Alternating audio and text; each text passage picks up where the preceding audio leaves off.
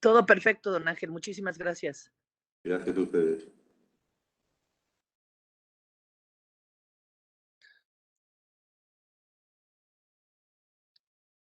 Como tú digas, Enrique, si arrancamos o esperamos un poquito más, como tú me digas.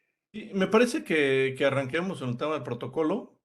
Sí, Sí, y bueno, ahí estaremos dando algunos minutos para que se vaya sumando la gente, que va poco a poco. Perfecto. Entonces iniciamos. Ricardo, por favor. Lo pones en modo presentación. Muy buenos días a todas y a todos. Bienvenidos a la Comisión de Asuntos Internacionales de la Asociación Mexicana de Empresas de Seguridad Privada. Y le damos la más cordial bienvenida a la Asociación Profesional de Compañías Privadas de Servicios de Seguridad, APROSER, de España, a las que les damos una cordial bienvenida a nuestra sesión del día de hoy, 23 de febrero de 2022. Nuestras indicaciones son las siguientes. Todos encontrarán en el siguiente menú de su pantalla cancelar silencio, iniciar video, compartir, mantener por favor el micrófono en modo silencio durante la sesión. Este será activado cuando se cede el uso de la palabra, y evitar movimientos corporales constantes o del equipo de cómputo cuando se tenga la cámara activa. En su caso, se puede desactivar si así se desea.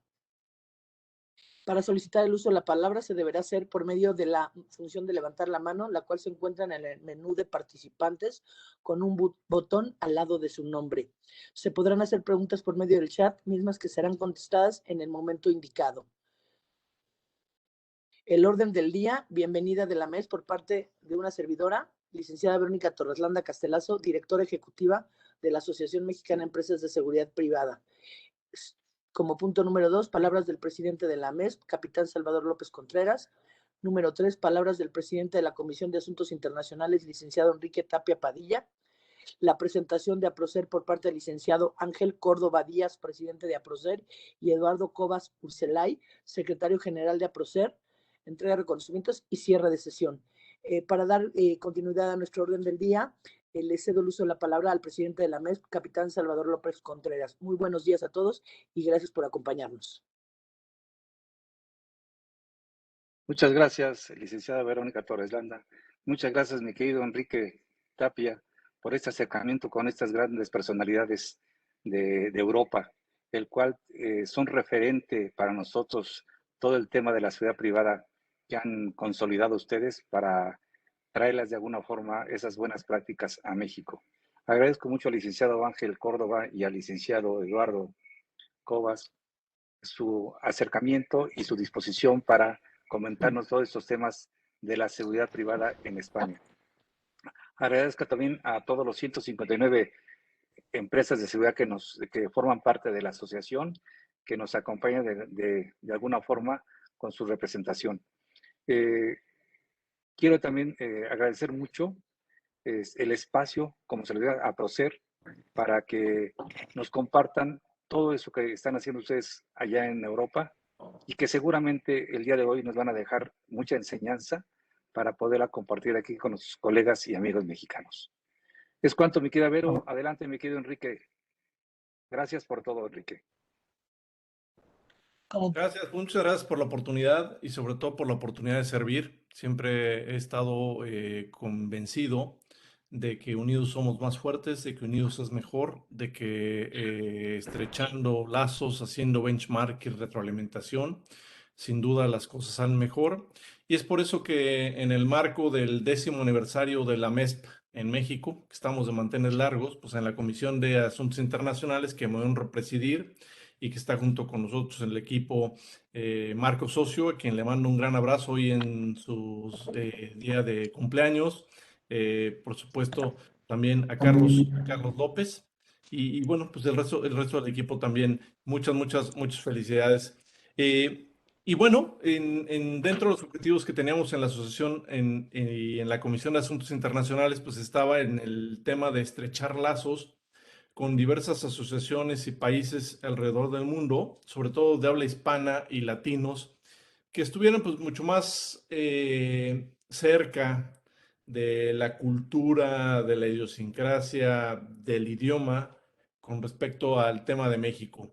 Y por eso es que propusimos, y en primera instancia hacerlo con España. Y bueno, ¿por qué España? Bueno, pues España es un país que está en el punto más alto en el tema de regulaciones, muy alineado a todos los estándares europeos y tiene muchísimos años trabajando en estos temas.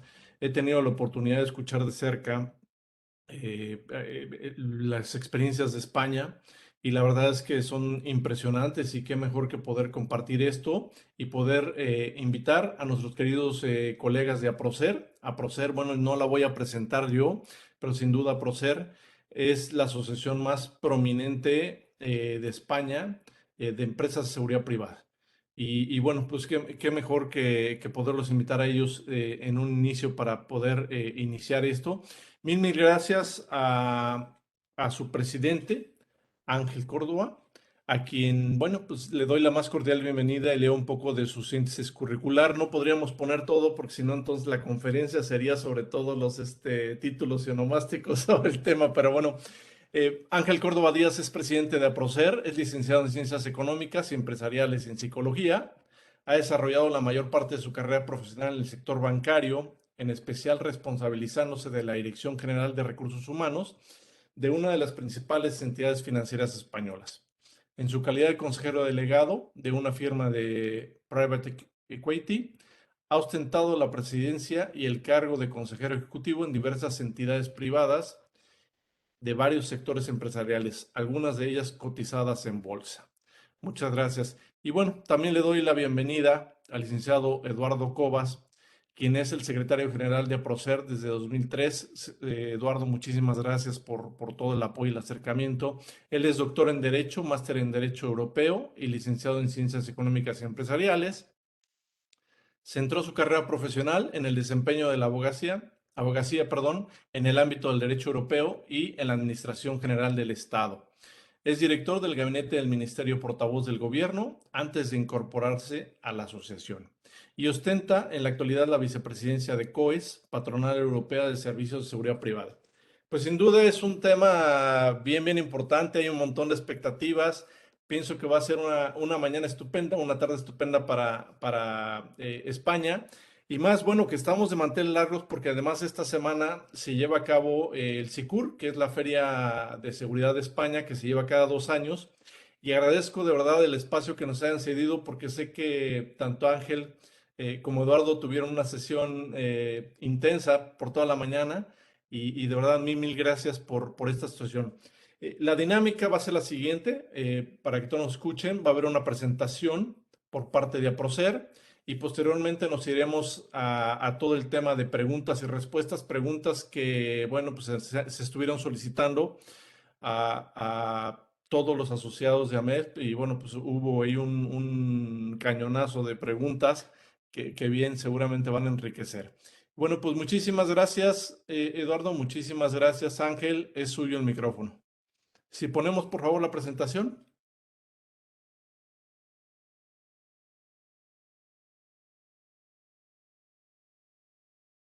Entiendo que primero quieres hacer una breve intervención.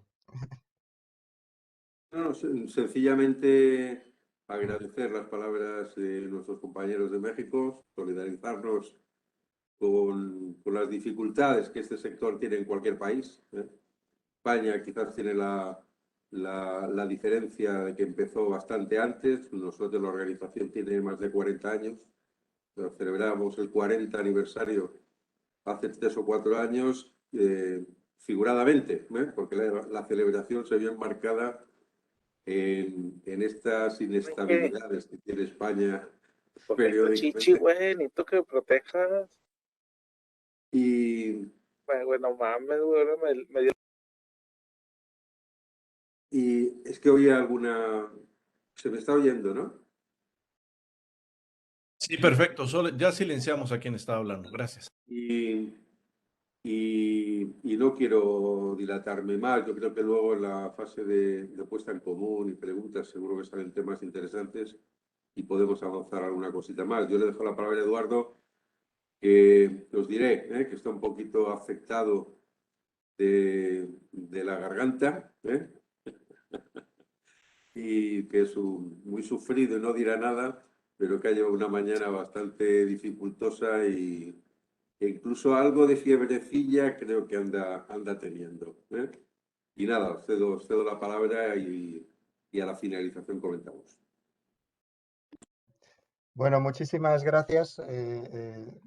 Solo unirme a las palabras de Ángel, incidir que espero que seamos capaces de cubrir mínimamente las expectativas y sobre todo tener el placer hoy por hoy no de explicar lo que se hace en España, sino conocer, compartir experiencias, adquirir conocimiento, que sin duda también va a ser de sumo interés para nuestra asociación y, como no, del país de mayor relevancia cuantitativa y cualitativa del orbe de Latinoamérica. Nosotros tenemos muchísima cooperación con todo tipo de asociaciones, hemos realizado eventos análogos en el pasado, no habíamos tenido el placer de intercambiar conocimientos y experiencias con México y, por supuesto, es un auténtico placer, como digo, para nosotros. Si me permite, voy diciendo el paso de Verónica, si es tan amable, la siguiente, o Enrique, perdona. Perfecto. Bueno, Ángel lo comentaba. En última instancia, no en España, sino en cualquier país que desarrolla servicios de seguridad privada de valor añadido, sujetos a un Estado social y democrático de derecho.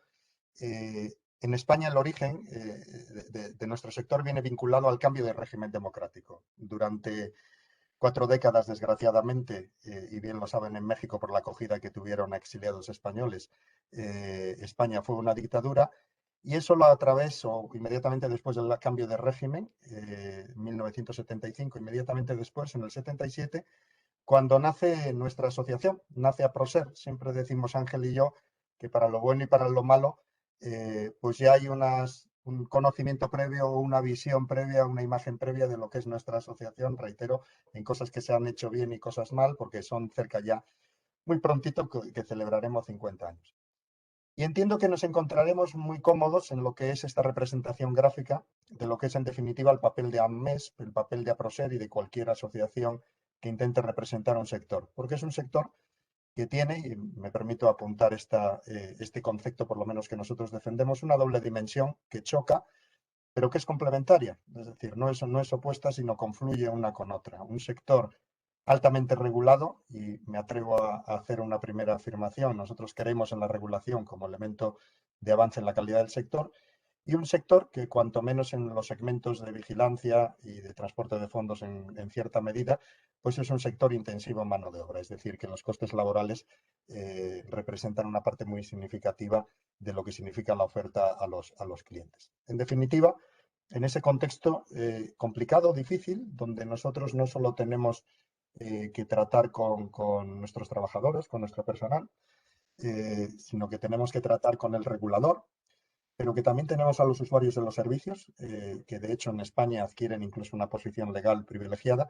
Pues en ese conjunto, en ese medio, los proveedores de servicios de seguridad tenemos que asumir nuestro papel, que no es ni mayor ni menor que el del resto, pero que tiene que funcionar en un engranaje, y permítanme el símil, adecuado entre esas distintas perspectivas, que no siempre confluyen y que nuestro objetivo es que siempre vayan en una misma línea común. Verónica o Enrique, si eres tan amable. Y es por eso que, en definitiva, los objetivos de actuación asociativa, y reitero, creo que en eso, con mayor dimensión, con mayor intensidad o menor, todos nos sentiremos involucrados o identificados con ello. Al final, como hablabais o como hablaban al inicio de la presentación, tener un marco normativo de seguridad privada con el regulador es, en el fondo, el componente esencial de nuestra asociación, porque en función de lo que la ley nos permita, nos autoriza, nos prohíbe y nos faculte, es como conseguiremos nichos de mercado, de crear un beneficio o posibilidad de actuación de nuestras empresas. Pero también tiene un ámbito laboral tremendamente importante, que también me atrevo a decir que fue la razón, de hecho, del origen de la asociación, y la razón por la que la asociación ha pervivido, pervive y pervivirá en el futuro. Por esa negociación colectiva, y probablemente ese es un elemento muy diferencial nuestro y de otras asociaciones europeas, de la negociación colectiva, los costes laborales, ese suelo mínimo de abono a todos los trabajadores. Y, por supuesto, una tercera pieza en el engranaje, que es la contratación pública. ¿Por qué? Quizá no tanto por la dimensión cuantitativa, al final 20-25% de los servicios son los que vienen de servicios prestados como es el caso de México, un Estado federal, en nuestro caso a la autoridad central, a los gobiernos federales o a los gobiernos locales, pero porque son servicios tremendamente sensibles cara a la ciudadanía y que condicionan la imagen. Al final, la reputación del sector viene marcada, las posibilidades de desempeño en otros ámbitos, por lo que hagamos o dejamos de hacer en el ámbito de la contratación pública. Pero permítame también una idea que cito o citamos en la parte izquierda de la transparencia. Hay un marco normativo en estos 3 piezas del engranaje sobre el cual APROSER tiene que actuar, pero también hay una responsabilidad propia, es una responsabilidad de autorregulación. Enrique, que le creo muy conocedor o muy inmerso en lo que significan lo que son las normas como unos mecanismos de autorregulación o de determinación de unos estándares comparables para todas las empresas. Bueno, nosotros, un elemento muy diferencial, y seguro que Ángel luego puede comentar algo adicionalmente, es que la pertenencia a PROSER y la pervivencia dentro de APROSER viene vinculada a la exigencia de cumplir anualmente una auditoría que realizamos con un órgano independiente donde Ángel y yo nos garantizamos que cuando hablamos en nombre de empresas serias, esa seriedad no viene solo en lo teórico, sino que viene plasmado luego en un aspecto práctico. Pero eso, que es la autorregulación, lo que nosotros le denominamos a especificación técnica de APROSER o sistema de gestión deontológica y profesional, viene limitada, y algunas de las preguntas seguro que vendrán por aquí, por las exigencias del respeto estricto de la normativa de competencia. Y hemos tenido casos en el pasado. Nos gustaría avanzar más en autorregulación, avanzar más en cuestiones que serían de valor añadido a nuestros asociados, pero siempre tenemos que tener en cuenta ese límite y llegar a ese punto de equilibrio entre lo que podemos hacer y lo que no podemos hacer. Enrique, si eres tan amable. Y todo, en definitiva, no, o intentando no mirarlo al corto plazo, y es complicado, pero bueno, alguna confianza yo creo que existe de que Ángel 1 decena de años y yo casi 2 decenas vengamos vinculados a PROSER, porque al final los objetivos que se intentan conseguir no son a corto plazo, son a muy largo plazo. Y en el fondo hay un círculo virtuoso o un esquema de avance en virtuoso. Esta es nuestra vocación o nuestro concepto. Nosotros entendemos que mayores requisitos, mayores exigencias a nuestras empresas, especialmente plasmados en una normativa exigente, en requisitos de formación, de autorización, etcétera, nos da mayor legitimidad. Y esa mayor legitimidad frente a las autoridades, frente a la ciudadanía, como veremos luego en una pequeña muestra que compartiremos, es lo que nos faculta a reclamar nuevas competencias. Seamos claros, ni Ángel ni yo trabajamos para una ONG. AMESP no es una ONG, nosotros no somos una ONG. Nuestro objetivo es que nuestras empresas ganen más dinero. Pero para que ganen más dinero tienen que acceder a nuevos servicios, nuevas competencias, pero eso solo se logra dentro de este círculo, que es partiendo del convencimiento a la seguridad pública de que esas nuevas competencias pueden coadyuvar a una mayor seguridad del conjunto de los ciudadanos españoles o lo que serían ciudadanos mexicanos en última instancia. Igualmente, no solo en el concepto de evolución de un círculo virtuoso, de un avance progresivo, sino quisiera apuntar también, y Enrique lo mencionaba, que todo ello tiene que venir vinculado a una visión y a una misión. Y el tema de los valores es fundamental. No voy a extenderme en esto. Nuestra patronal europea, sí que quiero hacer la coletilla, al final ha definido ya hace unos años 4 valores donde todas las asociaciones europeas nos sentimos identificados. El valor de la calidad, el valor del cumplimiento normativo, el valor de la seguridad en concepto de safety, pero sobre todo un valor que está en el corazón, el valor del trust, de la confianza que queremos cara a la sociedad y a nuestros clientes. Enrique, si puedes avanzar. Y ya entrando, muy brevemente, porque sin duda lo más interesante son las preguntas y ese intercambio concreto de cuestiones que puedan ser de interés. Nosotros nos incardinamos, más allá de lo que hagamos en el ámbito latinoamericano, en un contexto europeo. Un contexto europeo porque, como ustedes bien saben, la soberanía de España no es absoluta, sino que parte de nuestra soberanía se ha cedido a un espacio europeo. Con lo cual, lo que se hace en Bruselas o lo que se negocia en Bruselas al final acaba teniendo una incidencia directa, pasado un tiempo, en las cuestiones que se hacen a nivel nacional. Y es cierto, por el contrario, que probablemente la normativa de seguridad privada es uno de los aspectos donde los Estados miembros, donde los Estados-nación, España en concreto, mantiene un margen de autonomía más elevado. Pero sí que el cuadro significativo de, bueno, cuáles son los países o los modelos que, con independencia del caso español, si en un momento determinado pudieran ser de interés con concepto de derecho comparado a analizar para ustedes, bueno, los países donde está el modelo de la seguridad privada en Europa. Y de forma informal, Ángel y yo solemos decir que los que crearon esta historia son los suecos, que de los suecos les copiaron los belgas, que a los belgas les copiamos nosotros y que a nosotros nos copiaron los portugueses. Permítanme la informalidad, pero cuando uno hace el análisis legislativo y la evolución, es cierto, inspirarnos de otros modelos es lo más útil o lo más práctico. Y esta es la realidad. Parte de la normativa que hemos conseguido incorporar en nuestro ordenamiento jurídico surgió en Suecia, se adoptó por Bélgica y después nosotros la inspiramos. Y Portugal se ha inspirado de nosotros. Pero siempre dentro de un concepto muy estricto de normativa. ¿Por qué ese concepto muy estricto? No porque seamos idiotas o porque nos queramos autolimitar de una forma excesiva, sino por el círculo virtuoso que antes comentaba. Esa mayor exigencia da más legitimidad y da más negocio, entendemos, a nuestras empresas. Enrique, si me permites, la siguiente. ¿Y cuáles son los parámetros básicos de la normativa? Bueno, podríamos hablar horas, porque obviamente pues un entorno normativo que se compone incluso no solo de una ley, sino de un reglamento pendiente de desarrollo, pero todavía vigente, órdenes ministeriales. Bueno, permítanme la informalidad, un tocho así, cuando hay alguna vez que hemos ido a algún ámbito internacional y probablemente en algún caso hasta de una extrarregulación. Recuerdo una vez en la Cámara de los Lores británica donde un lord mencionó, fíjense ustedes que en España regulan hasta el tejido de los panties de las vigilantes. Y es cierto, probablemente en algunos casos hay un exceso normativo que es un componente negativo. Pero lo cierto es que tenemos una normativa que parte de un fundamento constitucional, que es muy distinto del contexto, por ejemplo, de Estados Unidos. Siempre que lo hemos hablado, nosotros partimos de un concepto de derecho continental, Francia, Declaración de Derechos del Hombre, donde la seguridad es un componente esencial de un Estado social y democrático. Pero dentro de ese contexto general de seguridad que integra nuestra Constitución, nosotros tenemos un papel muy concreto o un papel que se nos atribuye para poder desempeñar. No por la Constitución, pero sí luego por un desarrollo sobre la base de estos principios de seguridad, competencia estatal.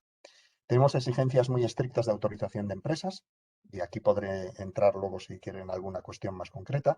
Tenemos un régimen sancionador muy intenso para empresas, para personal e incluso para usuarios que contraten servicios no sometidos a la normativa a sabiendas. Es decir, un régimen punitivo, me atrevería a decir, bastante intenso. Obviamente los nuestros o nuestras empresas a veces protestan cuando incurren en alguna sanción, pero conceptualmente es un elemento fundamental.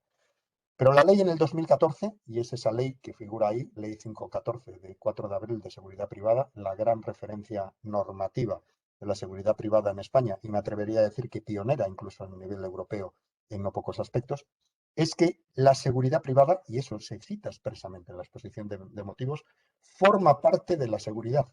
Es decir, el legislador ha llegado a admitir que no puede concebirse la seguridad de España, de los ciudadanos españoles, sin que un pequeño papel o un mayor papel o un papel lo desempeñe de forma complementaria y subordinada la seguridad privada. Y solemos también, Ángel y yo, hablar de que esta nueva ley del 2014, y por eso es de sumo interés, pasa de la necesidad a la convicción. Es decir, no se regulan servicios de seguridad privada porque se entiende que el Estado no llega y que solo se pueden tener, sino por la convicción de que pueden ser más eficaces o más útiles de desempeñar en algunos entornos. Una delimitación del servicio muy estricto, podríamos hablar de horas de esto, pero que ha dado pasos tan importantes como avanzar de un ámbito estrictamente privado a un ámbito semipúblico. Hay un artículo de la ley que habla específicamente de la participación de servicios encomendados a las fuerzas y cuerpos de seguridad pública, por supuesto, siguiendo sus instrucciones y en directa dependencia de los mismos. 41.3 de la ley, que reitero, que es un elemento tremendamente novedoso. El otro día lo comentábamos en una conferencia con nuestros compañeros de Holanda y que estaban intentando inspirarse de ese modelo para una reforma de la ley holandesa de seguridad privada. Pero una normativa que tiene la formación de acceso al sector y permanente como uno de sus capitales principios. Creo que alguna pregunta vendrá de ahí Nosotros desde el año 92 tenemos la exigencia de una habilitación administrativa para ser vigilante de seguridad. Eso comporta 180 horas de formación en un centro de formación habilitado y controlado por la policía, como mínimo 6 semanas, y posteriormente un examen que realizan las autoridades policiales. Pero no nos hemos quedado ahí. Nuestra gran apuesta y nuestra gran ilusión para los próximos años es avanzar a una formación profesional reglada del sector donde los vigilantes tengan una capacitación de 2.000 horas antes de acceder al puesto de trabajo. Ese es uno de los retos pendientes, pero es la ilusión porque está en la ley y es uno de los aspectos pendientes de desarrollo. Reitero, no quiero extenderme más, sí que hablar de esa relación bidireccional de control administrativo y cooperación que es en la que se enmarca nuestra relación. Enrique, si permites. Pero, como decía, la segunda pieza o el segundo ámbito de nuestra asociación, y quizá o cabe que en este ámbito podamos tener un componente diferencial, puede ser el caso con AMES, es el ámbito laboral. En esa referencia del BOE, del Diario Oficial del Estado, y no es baladí, que igual que hay una ley publicada en el BOE que es de aplicación a todos, hay un convenio colectivo que es de aplicación a todas las empresas que trabajan en el sector. Ese suelo mínimo salarial. Es decir, hay un marco de referencia que APROSER lleva negociando de forma ininterrumpida desde el año 1977, 45 años, donde hemos conseguido con esa capacidad de autorregulación conseguir un marco de una eficacia general, como digo, marcado en ese convenio colectivo estatal y donde los que lo negociamos somos las entidades o organizaciones representadas. Enrique lo apuntabas, APROSER en concreto no es más que nadie ni menos que nadie, pero tiene el 81% de la representación del banco patronal en la negociación colectiva, lo cual pues es de hecho una exigencia o una responsabilidad, porque de hecho pues Ángel y yo un día que nos volviéramos locos pues podríamos incrementar el 100% los salarios de nuestro sector y quedaría con eficacia. Tiene que haber una cierta confianza porque el riesgo es elevadísimo y sería de aplicación general. Como digo, unas condiciones laborales homogéneas, y seguro que Ángel luego quiere comentar algún aspecto adicional en este aspecto, de paz social, de legitimidad del sector y avance en una competencia leal. Ya nos gustaría a nosotros que la competencia leal fuera un objetivo ya conseguido al 100% en todos los ámbitos. Pero bueno, por lo menos es un suelo, una base o por lo menos un elemento referencial de lucha contra quien no quiere aplicar ese marco salarial o ese marco laboral con el que tenemos. Pero quizá una idea más peculiar. El marco laboral, y yo decía por eso ese engranaje, que no es que lo laboral esté por un lado, lo regulatorio por el otro y la contratación pública, por ejemplo, por el otro.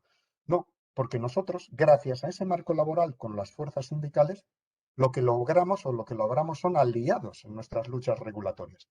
Y por sorprendente que sea, APROSER y las organizaciones sindicales estamos alineados en prácticamente el 90-95% de los aspectos que luego defendemos ante el legislador o ante el regulador.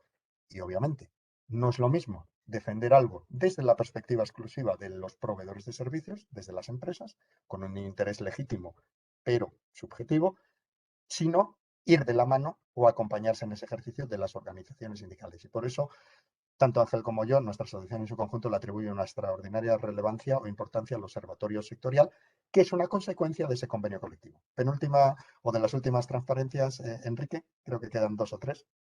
Sí, el observatorio sectorial, no me extiendo más, en la página web pueden ustedes observar las actuaciones que se hacen. Reitero, es un órgano conjunto de sindicatos y patronales y aborda, y porque ahí tiene más legitimidad, esa lucha contra las malas prácticas. Quien hace una actividad de intrusismo no sujeta a la ley o una competencia desleal no respetando los términos del convenio. Hacemos planteamientos conjuntos comunes en el ámbito normativo. Por ejemplo, podría ser de interés para ustedes observar qué es lo que nosotros dijimos en la ley o qué es lo que nosotros valoramos posteriormente de la ley. Trabajamos conjuntamente de forma diaria en el ámbito de la contratación pública, en un cambio normativo, difundiendo buenas prácticas y seguimiento, y promocionamos la imagen del sector, porque al final ese es un reto y un reto muy pendiente, donde tenemos que luchar mucho para que, como decía un antiguo asociado nuestro, que trabajó en la empresa Securitas, decía que lo más triste de nuestro sector es Hollywood, porque en Hollywood siempre el vigilante de seguridad es alguien que se queda dormido en una instalación industrial de noche, un elemento reputacional importante. Las últimas partes de la presentación, si pasas a la siguiente, Enrique, si eres tan amable.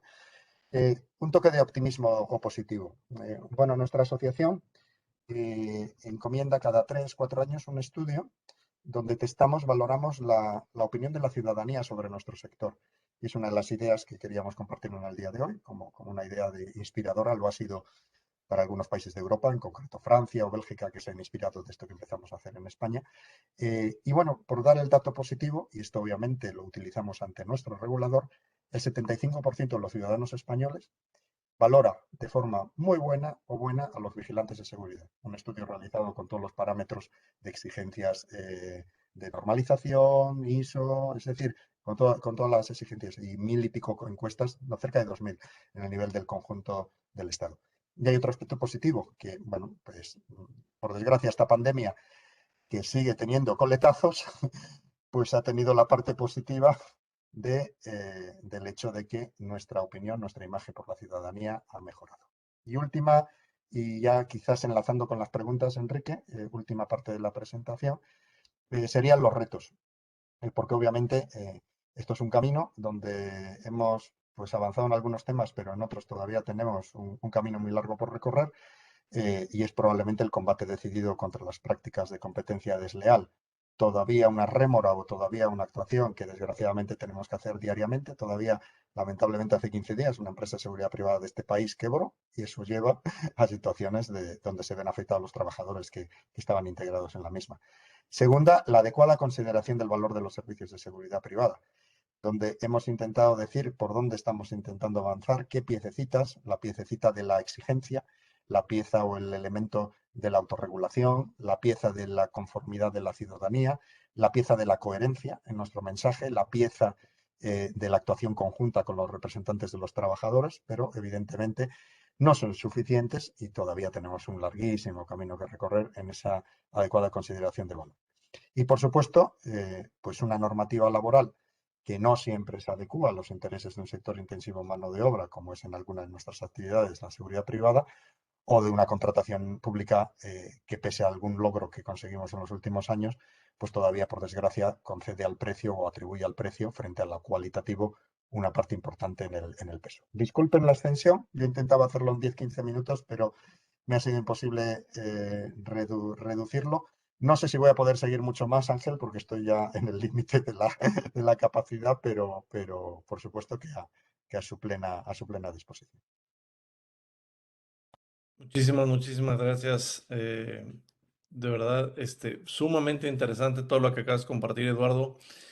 Sabemos de tu problema ahora de garganta. En México decimos que se quita con tequila y con limón. Entonces, no sé si aplica en España con orujo, o algo, pero el chiste es poner un poco de calor a la garganta y eso puede ayudar muchísimo.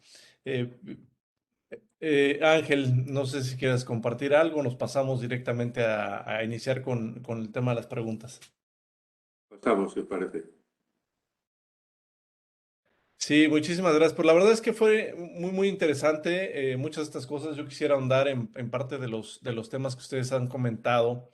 Y uno de ellos, pues, es la base. Y la base es entendiendo muy bien el tema de la ley de seguridad privada, que se entendieron, esta parte de estandarización. Escuché, y bueno, una de las preguntas era que si estaba acorde con las exigencias actuales. Pero también escuché otra parte que decían ustedes que quieren seguir avanzando con otras cosas. Entonces, la primera pregunta sería, ¿está acorde con las exigencias actuales? Y la segunda, ¿qué es eso adicional, ese must que les gustaría avanzar en el futuro?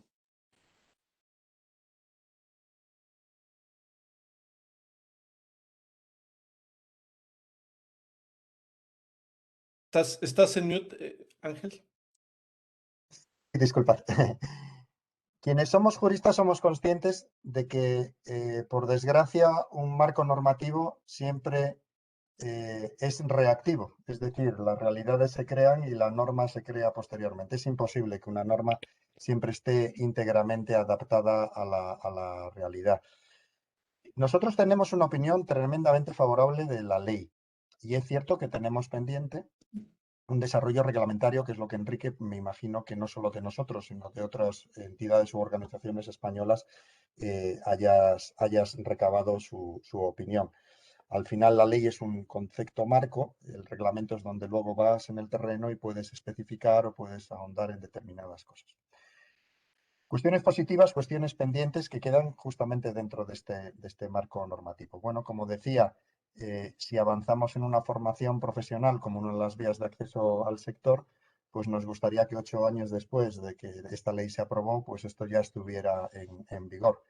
Si fuimos capaces de definir nuevos servicios, especialmente esos que hablábamos de vinculados a esos espacios públicos donde, bueno, y viene en múltiples documentos, incluso la Comisión Europea, la necesidad de la seguridad privada en espacios públicos como elemento de cooperación, pues bueno, un desarrollo reglamentario más estricto podría avanzar.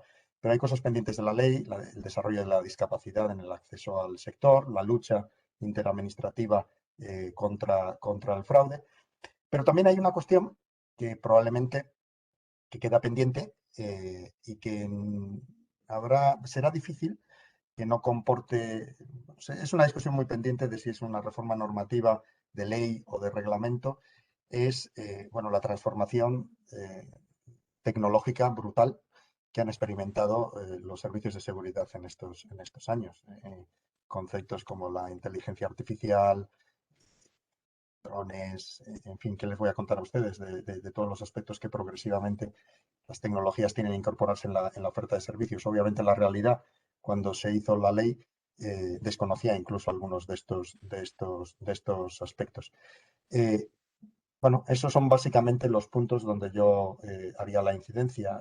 Hay otros aspectos, por ejemplo, una mayor exigencia en la prestación de servicios en infraestructuras críticas, que habíamos conseguido y que viene vinculado a una norma específica que hemos alcanzado a nivel europeo, pero que todavía no está implantada. Bueno, son las ideas que yo me atrevo a poner encima de la mesa. No sé, Ángel, si hay algún aspecto adicional que quieras complementar.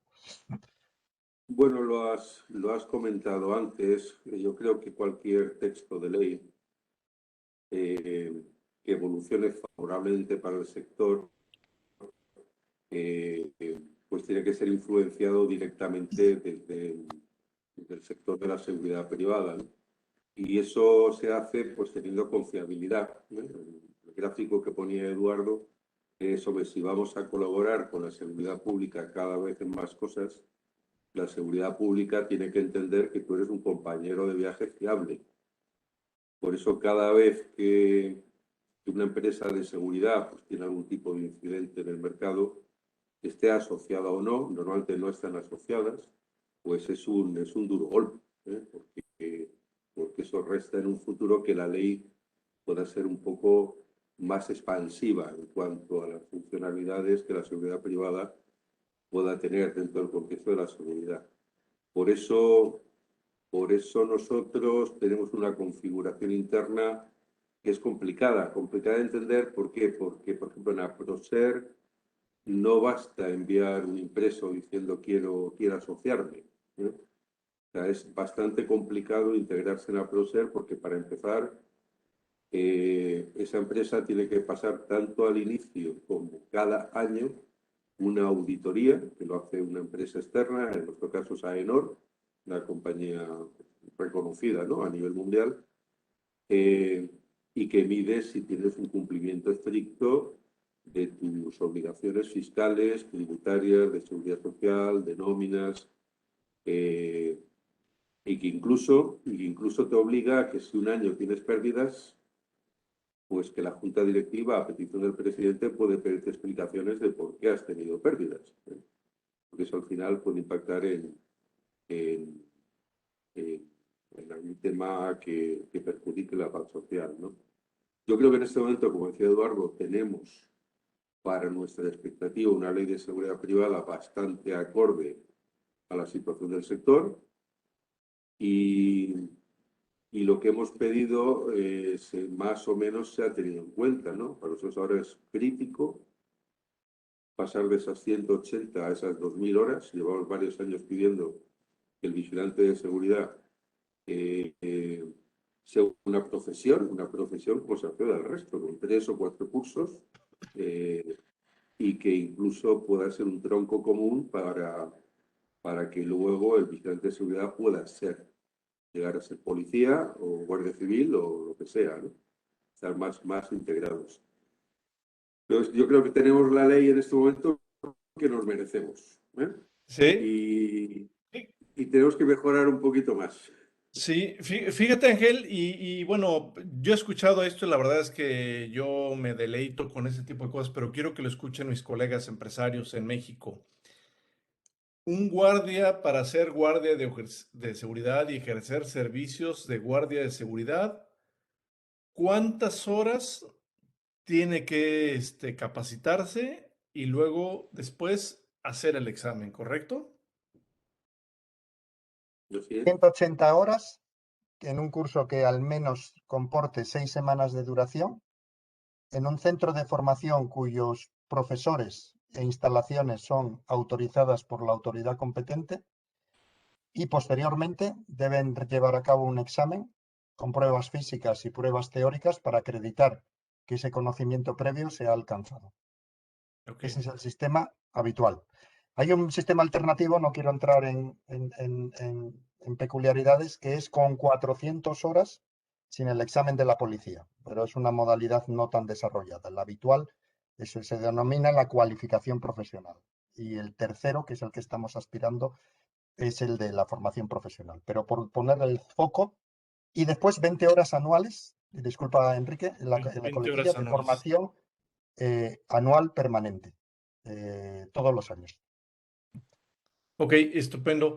Ahora, dentro de esta parte, bueno, entendemos que tienen ustedes una ley de seguridad privada que está acorde con las necesidades, con los retos que se tienen actualmente en España, pero ¿qué tanto se hace cumplir esa ley? Y un poco para poner el contexto, ¿de qué tamaño es el mercado de la seguridad privada en España? Hablando principalmente en términos de guardias, porque muchas veces la mayor parte es guardias, aunque hablamos de las cuestiones de tecnología y muchos otros temas, pero se mide en muchas ocasiones en términos de guardias de seguridad. ¿De qué tamaño es el mercado? Y entiendo que existe también un mercado negro. ¿Cómo es que existe ese mercado negro y qué es lo que está haciendo la autoridad o las empresas de seguridad privada lícitas para atacar ese mercado y poder tener una cultura de mayor legalidad? Sí. Bueno, pues por descansar, hacerte descansar un poco la voz, Eduardo. Nosotros tenemos una media de unas 1.450 empresas de seguridad en todos los ámbitos de actividad, de las cuales a lo mejor, corrígeme Eduardo, 400, 500 son de seguridad privada, o sea, de componente físico personal, y la plantilla puede estar en unas 100.000 personas más o menos, ¿vale? Nosotros no tenemos más que buenas palabras hacia el regulador, que a la vez es el inspector, ¿eh? Estoy hablando de la policía, que hace sus mejores esfuerzos para que todas las compañías funcionen correctamente. Pero es muy difícil, porque son todavía, hay una atomización muy importante de empresas de seguridad, con lo cual una empresa de 8 o 9 personas, muy local, pues es muy difícil que al final se llegue a ellas, ¿no? Yo creo que en un porcentaje que más que aritméticamente, geométricamente se está avanzando mucho en ir eliminando esas malas prácticas y que ese mercado negro, como tú le llamas, Enrique, vaya haciéndose más pequeño, ¿no? Pero, a ver, hay una parte del empresariado español, por aquí se dice mucho que echa la ley, echa la trampa. O sea, que tú regulas, pero el empresario español en situaciones de necesidad tiene una habilidad tremenda para encontrar esos campos de color gris, donde ni es ni no es, y además, mientras se enteran de que no es, pasa el tiempo, ¿no? Por eso digo, una de las principales objetivos de APROSER es colaborar en que esa competencia desleal, ¿no? Utilizar prácticas que no nos garantizan viabilidad de futuro, de ser masivas, pues vaya descendiendo. Y la tipología es grande, ¿no? O sea, hay muchas prácticas que todavía se hacen y que, bueno, por lo que comentaba Eduardo, ¿no? Se va en contra del principio de sostenibilidad. Cuanto menos fiables, menos funciones de futuro. Me impresiona una de las, bueno, de las gráficas que mencionaron en donde hablan de que el 75% de la sociedad comenta que o califica como muy buenos los servicios de seguridad privada o muy buena la imagen del sector o de los guardias de seguridad privada. Es que es impresionante y es como el wannabe a nivel global, ¿no? Porque lo que ustedes estaban mencionando desde el tema de lo que sucede, bueno, en Hollywood, pero también lo que vemos la realidad en muchos lugares, en donde el guardia se queda dormido, y muchas otras cuestiones. Pero aquí quisiera yo preguntarles, dentro de estos servicios que ustedes están otorgando, ¿cuáles son ¿cuál es la duración cuánto tiempo tiene que trabajar el guardia antes de obtener un descanso? ¿Cuántas horas por día? ¿Cuántas horas por semana? Porque, bueno, yo no quiero inundarlos con el tema de lo que pasa en México, pero en México se sigue vendiendo muchísimos servicios de 24 por 24, ¿no? Que sabemos de la inoperabilidad, ineficiencia y muchísimas cosas, pero ¿cómo está ese sector en España? Y si también está regulado el tema de qué turnos no se pueden otorgar y qué turnos son los deseables.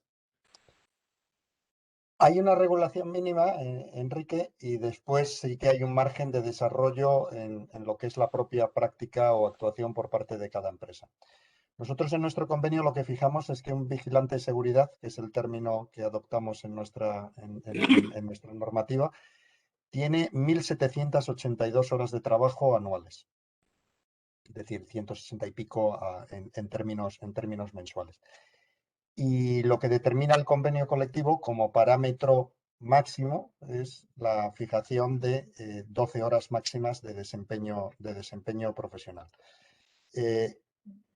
Ahí, lamentablemente, Enrique, no te podemos aportar, o sea, más información. Posteriormente, la determinación de la tipología de turnos, de rotación, eso, cada servicio es muy distinto.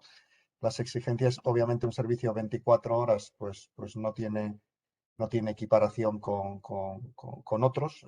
Antes había un volumen de horas extraordinarias más elevado, ahora ha quedado muy reducido. Un 24 horas pues se hace normalmente con 4 personas, en fin, pero no te podemos ahí, yo creo que aportar mucha más información. Sí, esos dos parámetros, 1.782 horas y 12 horas máximas en el convenio colectivo sectorial. Sí, ahora, sí, perdón, ¿ibas a comentar No, algo? yo intentando captar tu inquietud, Enrique, a ver, aparte de la gran regulación que tenemos en España, los sindicatos, creo que les llamamos igual, son fuertes. Es decir, que hay cualquier empresa seria, y es la mayoría, no tiene intenciones de quebrar la ley en el número de horas ni en las exigencias a los trabajadores, pero si la tuviera, le duraría poco porque hay muy buenos representantes sindicales, ¿no? Esas situaciones se siguen dando en pequeñas empresas donde no hay una representación laboral, una situación precaria, donde ha habido convenios de empresa por debajo del sectorial y donde a veces pues, se han visto barbaridades como doblar turnos. Pero digamos que aquí eso es la excepción y la norma es que casi cualquier empresa es muy respetuosa con lo establecido en el convenio y que si alguien tiene que hacer horas de más, lógicamente se paga de más, se cotiza de más a la seguridad social y se hace de una forma totalmente transparente, porque si no estarían en la inspección todo el año. Y lo que te decía antes, claro, Eduardo ha contado cuál es la valoración de la sociedad del vigilante en el año pasado, ¿no, Eduardo? Pero la primera vez que lo hicimos, que fue hace ya unos cuantos años, yo te puedo asegurar que la que los resultados nos dieron mucho que pensar. Sí. O sea, hay que trabajar Ahora, porque no es fácil. Ahora, en esta parte del mercado, ¿cómo se ha ido dignificando el mercado? Es decir, sabemos que en muchos países, no en México, ¿no? Pero en muchos países existen problemas de que de repente las empresas, por dar un valor bajo o con un precio bajo hacia el cliente, pues de repente recurren a no darlos de alta en los servicios sociales o con un sueldo menor. Eso también lo está regulando el gobierno, es decir, lo está atendiendo, se atiende bajo denuncia. O sea, ¿cómo se ha logrado esta parte de dignificación de los servicios de seguridad privada y del guardia de seguridad privada en esa dignificación? Bueno, vamos a ver, es que a veces es el propio Estado el que da las pistas para que eso suceda, ¿eh? Nosotros tuvimos una reforma laboral que hace unos días ha cambiado. Llevamos muchísimos años luchando para que se variara y que establecía que cualquier empresa, argumentando que tenía situaciones económicas problemáticas, podía formalizar un convenio regulador, entre otras condiciones de sueldo, inferior al sectorial. Eso lo que produjo es que muchas empresas, bajando el sueldo de los vigilantes, pudiesen licitar a concursos con una ventaja competitiva importante y prácticamente pues ganar cada licitación a las empresas grandes, que eran respetuosas, ¿no? Porque el margen, de que el margen es pequeño en los concursos de la administración y la administración es el principal contratante de seguridad privada del país, entre que el margen es pequeño y que las empresas que licitaban bajando sueldos lo hacían todavía más pequeño, pues no podían competir, ¿no? Hace unos días se ha modificado esa reforma, se ha hecho una reforma laboral que ha modificado ese apartado y habiendo herramientas para las empresas que realmente están en situación de crisis, lo que se ha hecho extensivo es que hay una primacía del convenio sectorial sobre el particular. Entonces, prácticamente las reglas del juego ya van a ser las mismas para todos. Esperamos que con eso buena parte de la competencia desleal que ha proliferado pues se vaya eliminando. Sí, entiendo y corríjanme que en España existe un piso de sueldo para un guardia de seguridad.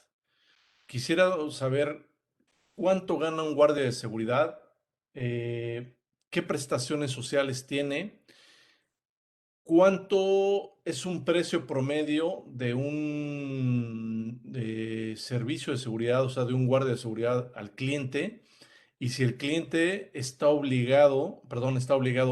convencido, de querer pagarlo, o él es el primero que puja para bajar los precios y para crear esta cadena o este círculo vicioso que acabamos de hablar.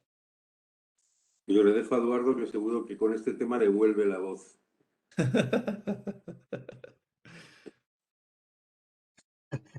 La parte de precios te la paso para ti, por si acaso hay alguno de la CNMC. A ver, fuera bromas. Costes nosotros los vemos hasta el céntimo, porque obviamente negociamos el convenio colectivo, o sea, podemos mandar el referencial. Y es verdad que es complejo, porque no gana lo mismo un vigilante de seguridad armado que un vigilante no armado. Y en nuestro caso el 22% de los servicios son de vigilantes no armados.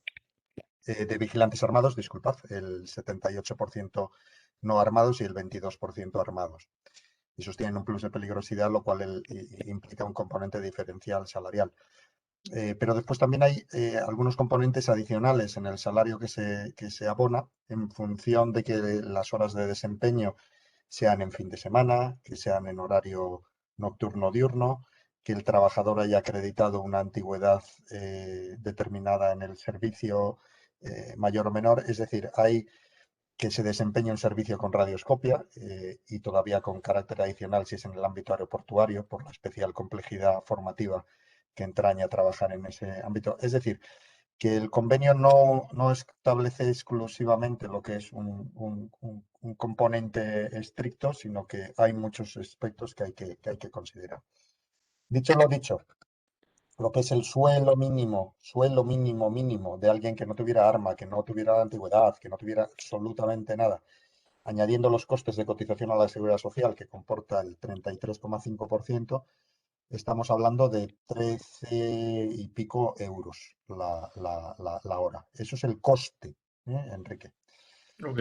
Cuando tú me preguntas cuál es el precio, pues claro, el precio se significa e implica que una empresa seria tendría que añadir como mínimo un 8 o 10% de costes laborales adicionales, como es el coste del absentismo del trabajador, de la formación que le debe dar, de la uniformidad, de los seguros. Después una empresa tiene unos costes generales que deberán oscilar entre 8 o 10 euros, un 8 o 10%, perdón, pues obviamente por la estructura que tiene una empresa, y qué decir de un beneficio industrial.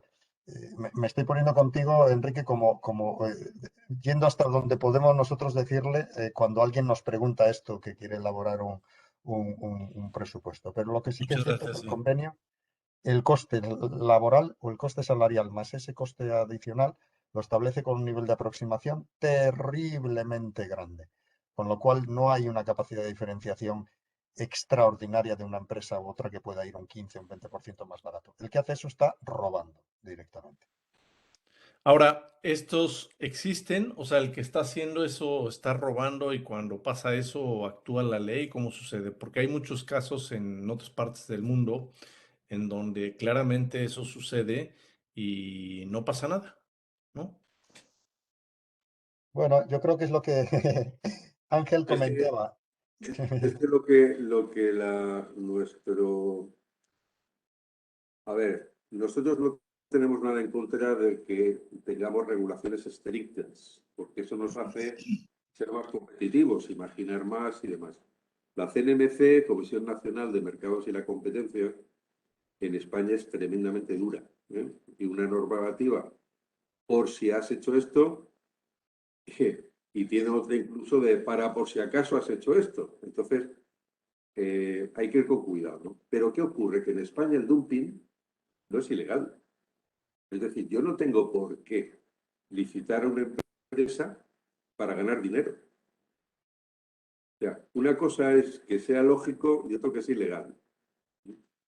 Entonces, cuando una empresa quiere ir y quiere ir por debajo de coste, nadie se lo impide. Si la administración no considera, el administrador, vamos a ver, el que ha licitado el concurso, no considera que con eso, que aceptando esa oferta pone en riesgo a la empresa y por lo tanto a los trabajadores, puede contratarlo perfectamente. ¿Qué te dice la experiencia? Que conforme pasan los años con ese proveedor, lo que ha sido una ventaja de inicio acaba siendo un verdadero problema al final. ¿Por qué? Porque se producen impagos a la seguridad social, impagos de los tributos, a los trabajadores se la deudan nóminas, porque es insostenible. ¿Eh? Pero no hay ninguna acción contra el hecho de que alguien vaya a un concurso por debajo del coste que le supone. Obviamente, y disculpa Ángel y Enrique, obviamente lo que es ilegal es no pagar a los trabajadores el salario que el convenio establece o las cotizaciones a la seguridad social que son imperativas de acuerdo con la norma. Y ahí es donde está el componente de la fuerza sindical intensa en las grandes empresas, sobre todo, de evitar que eso ocurra, de hacer un seguimiento diario, la propia inspección de trabajo como un organismo autónomo dependiente del ministerio que intenta identificar esas prácticas ilegales, y donde se hace, bueno, pues ojalá se hiciera de forma más intensa en algunos casos. Una acotación de algo que preguntabas, perdona que acabo. No, La que adelante. sí funciona muy bien, y funciona muy bien porque tiene mucha gente, es la inspección administrativa. Es decir, creo que tú donde te estás refiriendo es a los incumplimientos laborales, más que en la infracción administrativa.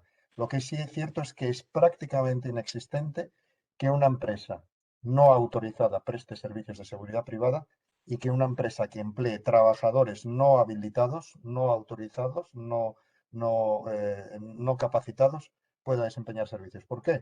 Pues porque en toda España hay casi 300 policías que se encargan exclusivamente de esto. Entonces, dado que hay un servicio de inspección muy intenso, pues eso en los últimos 20, 30 años son casos tremendamente minoritarios. Disculpad la acotación.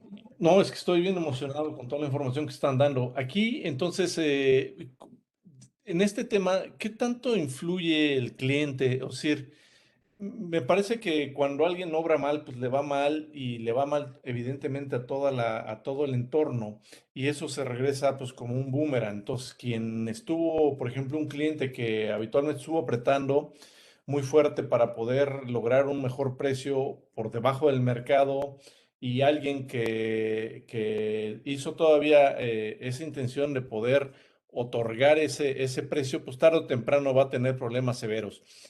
¿Cómo funcionan estos? O sea, hay clientes que defienden esta parte, que pagan el precio justo y además exigen que se pague un precio justo para que se dé un servicio de calidad y en este proceso también continúe la dignificación de los servicios de seguridad. Sí, mira, yo te diría, a modo de ejemplo, que hay tres tipos de clientes: los que valoran la seguridad, los que no valoran la seguridad y los que no la valoraban y ahora sí. Porque los primeros, ahí tienes a las grandes empresas, las del IBEX, las que tienen riesgo reputacional, las grandes compañías que obviamente solo contratan con grandes compañías, por muchos motivos, entre ellos por la solvencia y la seguridad que le dan, ¿no? Y ahí están pagando un precio justo, para cada uno será uno, ¿no? Las que no la valoran es que les da igual todo, porque realmente tienen un negocio al que quieren sacar una rentabilidad y cuanto mayor sea la rentabilidad, pues mejor, ¿no? Y su política es la de subasta. Subastan la limpieza, subastan la seguridad, lo subastan todo, incluso la forma de licitar es haciendo subastas, ¿no? Abren una mañana la página web, mete cada uno el precio y el más barato, pues es el que se asigna, ¿no? Y luego está un número cada vez más importante de empresas que son las que no lo valoraban y ahora sí. Lo que ha cambiado es los efectos traumáticos que han tenido cuando han contratado con proveedores que finalmente les han generado unos problemas tremendos de reputación, de plantilla, porque al final los trabajadores cuando van a protestar, pues van a la empresa, ¿no? Y lo hacen público y se movilizan y entonces sí, siempre va a haber algún grupo de empresas que, pues bueno, que tengan una actuación un poquito determinada, ¿no? ¿Qué ha habido que hacer? Pues lo que decía Eduardo, ¿no? Eduardo ha estado trabajando en Bruselas muchos años para que la directiva, por ejemplo, que viniera a España en los temas de contratación pública, partiera en origen de unas formulaciones que fueran bien para la seguridad privada en España. Gracias a esto se ha conseguido que en seguridad privada cualquier licitante de la administración no puede otorgarle al precio más de un 49% de la calidad total, de la puntuación total.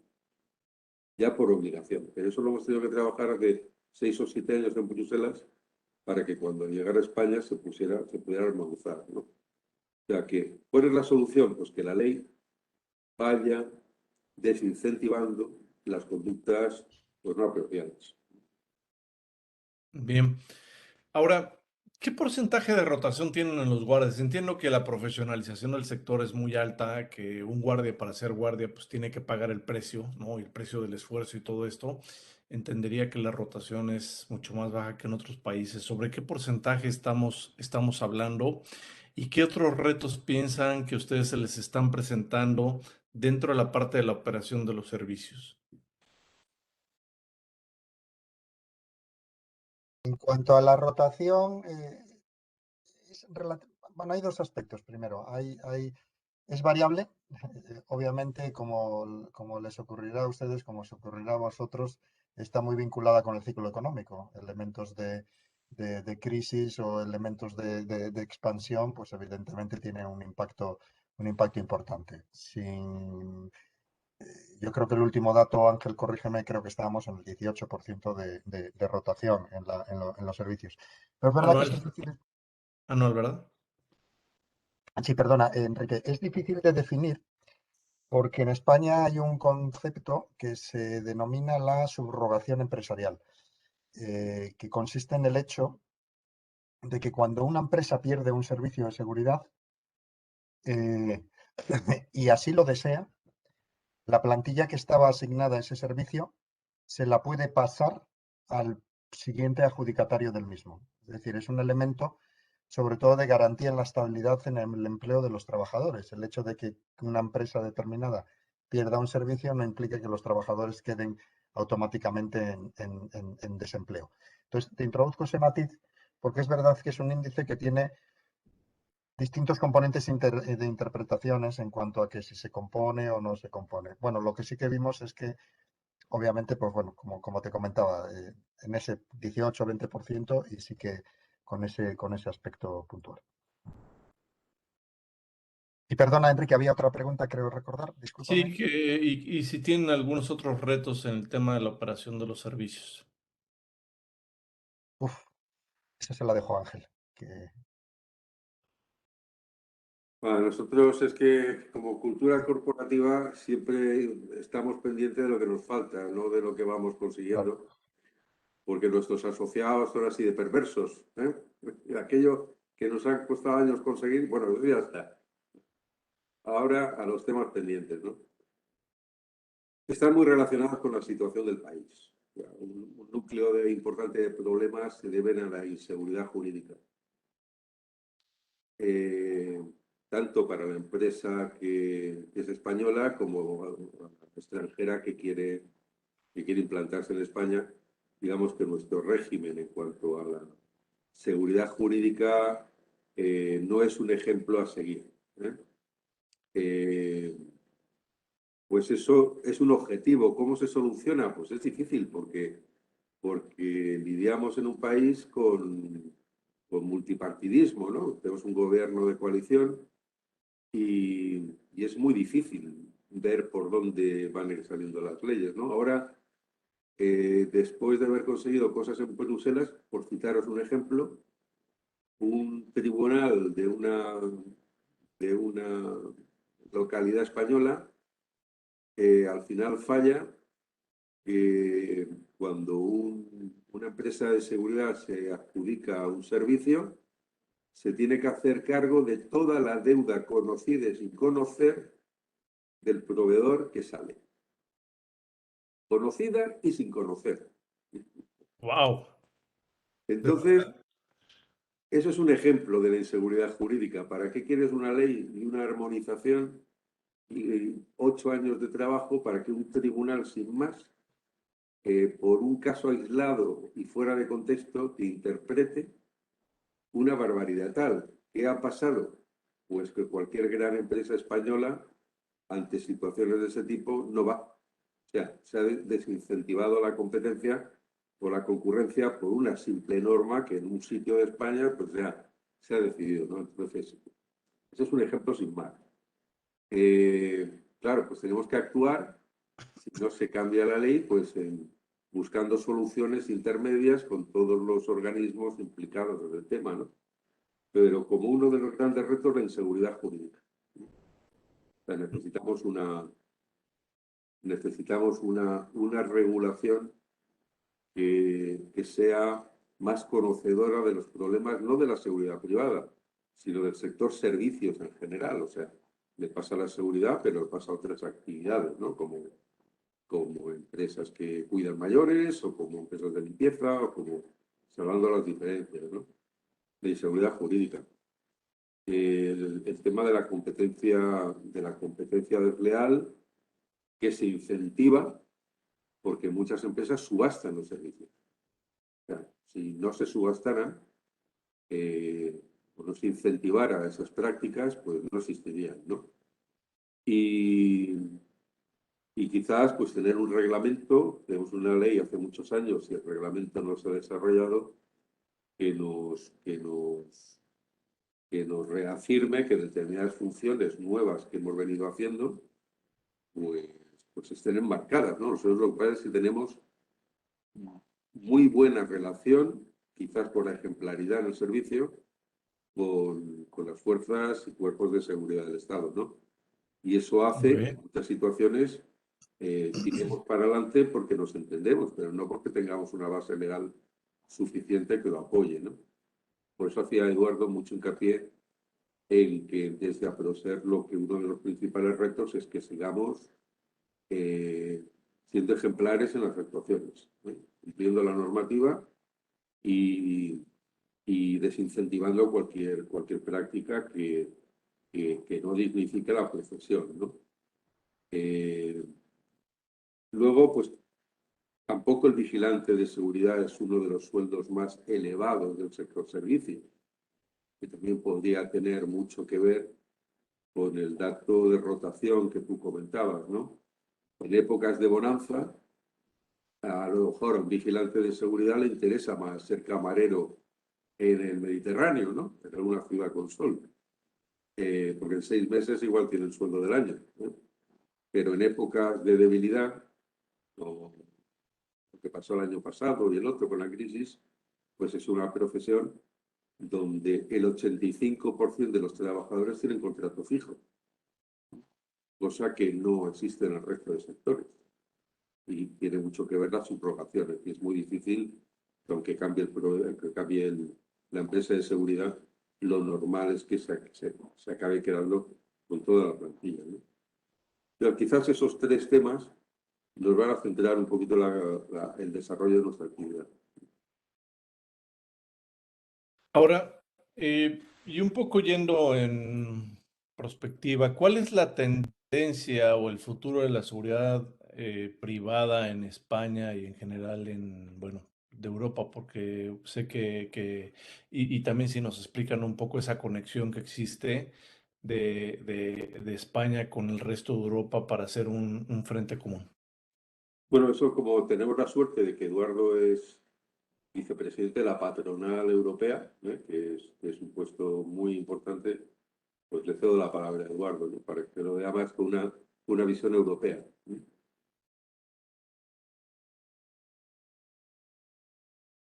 Estás en mute.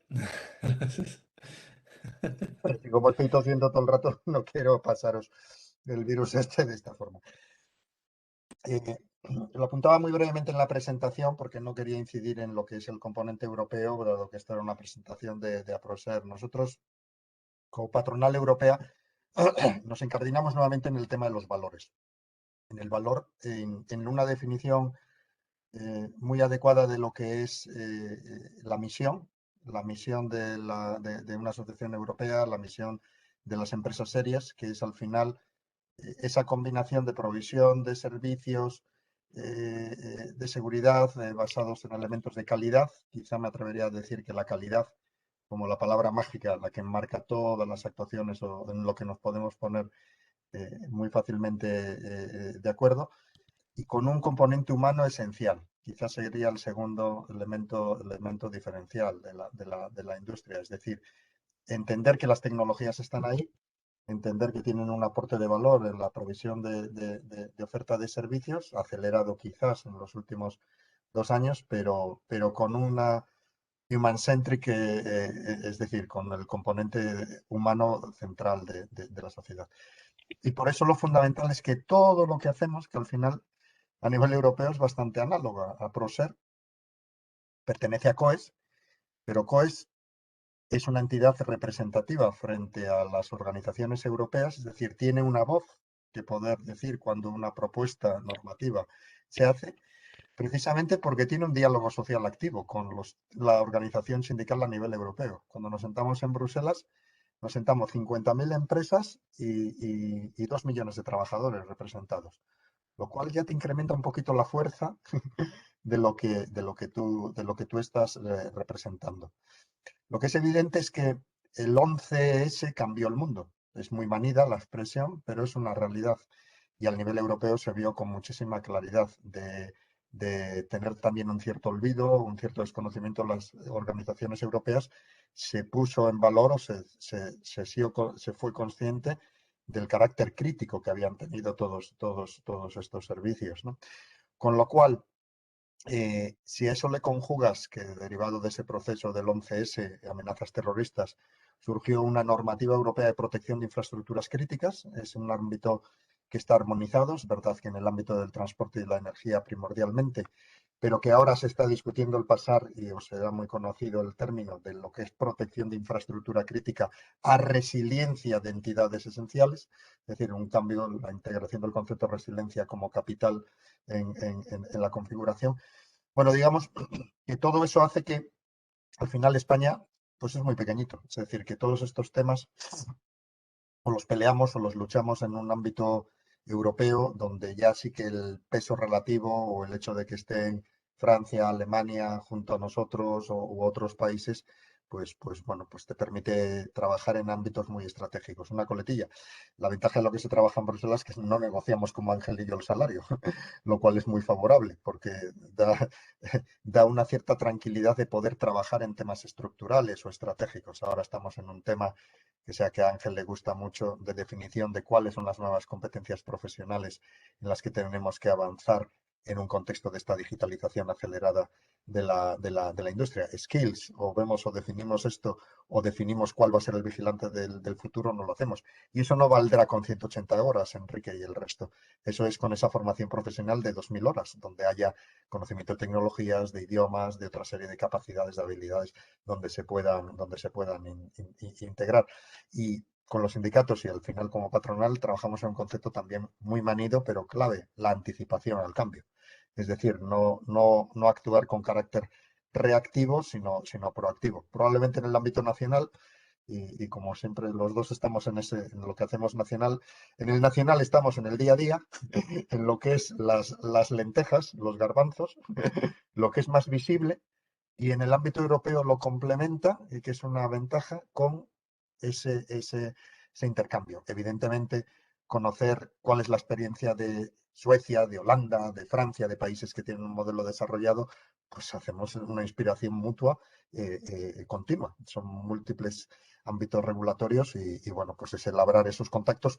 No es para irse a cenar, no es para irse a disfrutar ni mucho menos, sino es trabajo muy, muy concreto. Eso se complementa pues con todos los temas de estandarización, de todos los temas de normalización, que obviamente al nivel ISO, o en nuestro caso CEN, pues también son así. Disculpadme la difusión, lo importante es que en cuanto a valores, estamos plenamente alineados y lo que se consigue o se trabaja en un sitio, al final se traslada abajo.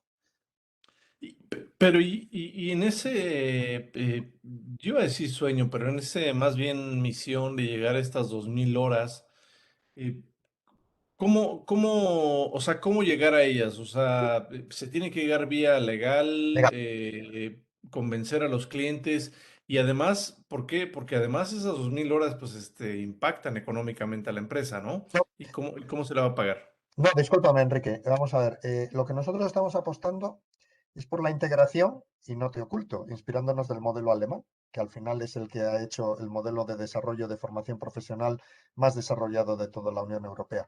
Esto es ligar el acceso de la profesión al sector educativo. Es decir, nuestra aspiración es que dentro de 4 o 5 años nos vayamos por los institutos donde los jóvenes tienen 16 años y les atraigamos para hacer una formación profesional de seguridad, que como dice Ángel, tiene que tener un elemento de atractivo que pueda tener una valoración también para la integración en la seguridad pública y que autorice o habilite para todas las especialidades de seguridad privada. Eso no lo hemos mencionado. En España no solo hay la capacitación, como vosotros denomináis, de guarda o de vigilante de seguridad. En nuestro caso hay vigilantes explosivos, hay guarda rural, hay escolta, hay vigilantes en 10 especialidades concretas, es decir, hay una serie de habilitaciones legales adicionales. Entonces, el objetivo es que un chaval, después de esas 2000 horas, que no tendrá que pagar la empresa, sino que vendrán del sistema educativo, lo puedan valorar. ¿Cuál es el reto? Y el otro día lo veíamos con nuestros compañeros de Alemania, que llevan ya en esta película 10 años. Bueno, el que tú comentas, cómo convencer al cliente, cómo convencer de ese elemento diferencial de que esa gente que viene con esa formación adicional, con esas habilidades, con esas competencias, merece tener luego también una recompensa o un coste adicional en relación con quien venga con la formación básica. Joder, qué fácil, perdónme la expresión, o sea, es muy fácil de decirlo, pero lo importante es que, y vuelvo al caso concreto, es que en Alemania ya lo han hecho. O sea, es que ya tienen 3.000 personas que están empleadas por esta vía de acceso profesional. Empezó el tema Ok. hace 10 años, o sea, hace muy poquitos años, y están siendo capaces de compatibilizar un sistema con el otro. Bueno, habrá que aprender. Sí, sí, claro, por supuesto. Y de hecho nosotros estamos aprendiendo mucho de ustedes esta mañana tarde en España, definitivamente. Eh, quiero abrir un poco el micrófono a algunos de los asistentes que quieran hacer alguna de las preguntas para ir cerrando la sesión. Y bueno, para ello pediría si nos levantan la mano y posteriormente les liberamos el micrófono para que planteen su pregunta. Sugiero sea breve para dejar espacio para la respuesta.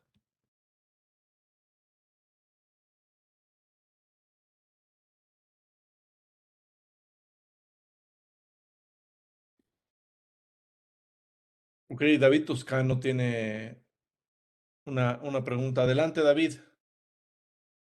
Si le liberan, por favor, el micrófono.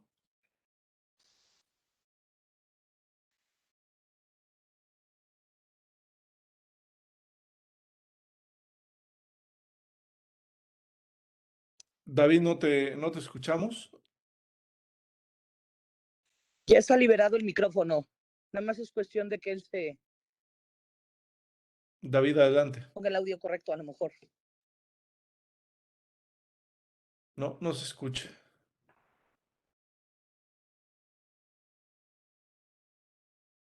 Mientras restauramos ahí la comunicación con David. eh,